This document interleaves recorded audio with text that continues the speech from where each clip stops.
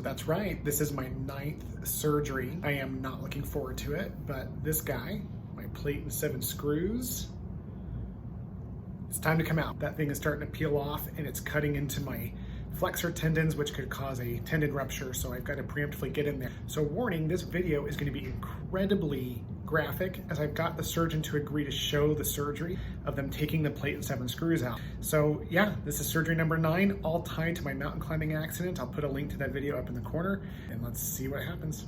So this is your FPL tendon, as you can see it moving, and right below it is the plate, but also it's essentially enveloped the entire tendon. Your FPL is split. You can see some of the fibers here kind of dragging across the plate and dragging across the actual screw beneath it. So we're going to try to get all this up, over, and around this, and then work to get the plate freed. And then we'll take a look at the other tendons next. But definitely your FPL was on its way out here. All right, so the plate has been exposed. Here again is that massive prominence, the FPL we talked about.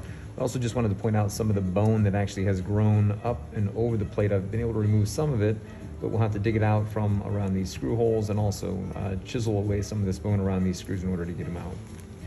All right, so plate's been removed. The synovitic material's been taken off the tendons. Again, here's the thumb, FPL. This has been tubularized now. You can see the suture here, as well as to the index finger, which you can see.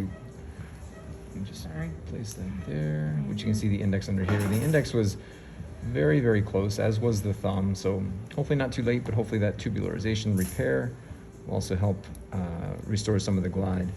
But plate successfully came out. Okay.